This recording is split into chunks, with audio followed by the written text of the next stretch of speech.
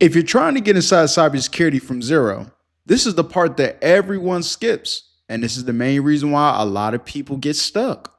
The first thing I'm gonna need you to do is reset your expectations. Yes, I said it. When people hear the term start from zero, they automatically assume that they're left behind. But in reality, that's not exactly what it means. You see, everyone in cybersecurity had to start from zero, including me. I'm prime example. I didn't just obtain this knowledge out of nowhere. I had to put in work for it. The real problem isn't starting from zero. The main issue is starting from the wrong place. Here's the thing about cybersecurity. It didn't become confusing because it's a hard topic to talk about. No, not at all. The main issue is that people stopped talking about the things that actually mattered inside cybersecurity. That's where the whole confusion comes from. Now, this section is really important. The foundation stack. Cybersecurity is on top of IT directly, not next to it. And the reason why I say that is simply because in order for you to know how to protect a certain system, you have to understand how it works. You think people just build cars and just put them together because they can? No, you have to actually understand the underlying infrastructure for you to put it together, and understanding makes things a whole lot simpler to execute. But the foundation actually looks like this. So number one, first is your IT fundamentals. This deals with how computers connect, how users interact with systems, and how things break. And then you got your network basics. If you don't understand traffics, ports,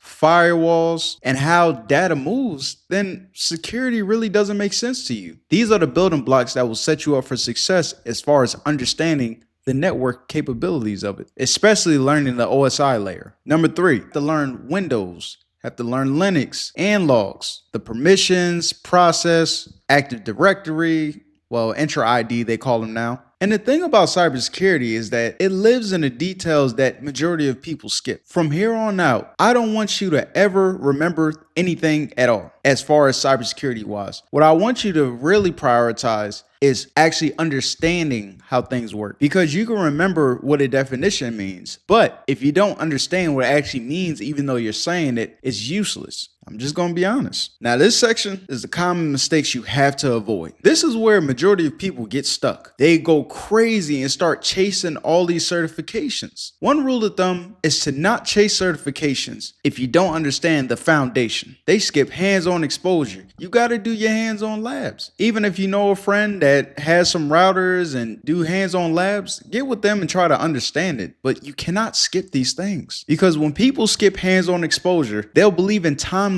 that was designed for clicks, but not for reality. Shortcuts do feel fast until it costs you some years. And cybersecurity doesn't punish efforts. It punishes people who skip steps. You try to fast track your career, and then when it's time to actually know the things that you took for granted, it's going to cost you. I'm telling you, take your time. Rome wasn't built in a day, and you'll be all right. Okay, in this section, we're going to talk about the realistic paths inside cybersecurity. I want to be clear. There isn't just one path to cybersecurity, but I guarantee you, none of them skip the foundations. You have some people that start off with help desk and then they move their way into system admins. Some start in the IT field and then they move their way over to a SOC analyst role. And you get some people who started in the government or military background and then they transition to the private sector. But what I want you to take from those avenues of approach is they're different paths, but they have the same exact requirement. You have to understand systems before protecting them. If you don't understand your system, how do you expect to protect something? Take your time, and there's literally different ways of approaching it. I would say with those three paths that was just mentioned, mine is a hybrid of all of them. I started off teaching myself a lot of things inside the military. I didn't originally have an IT role. I was a military cop. I was working on my cybersecurity bachelor's degree. But with that being said, I was doing hands-on labs while I was on post, and I was actually learning and understanding the fundamentals. And once that happened, I eventually got a back office position to do a cybersecurity / system admin role. All right, now coming to a close. If you're starting from zero, you're not late. It's okay. To be honest, you just need the right sequence. And once the order makes sense, your pathway becomes a lot easier to understand and execute through. If you want honest cybersecurity career guidance without the hype, go ahead and subscribe. This is Hold It Down Jay.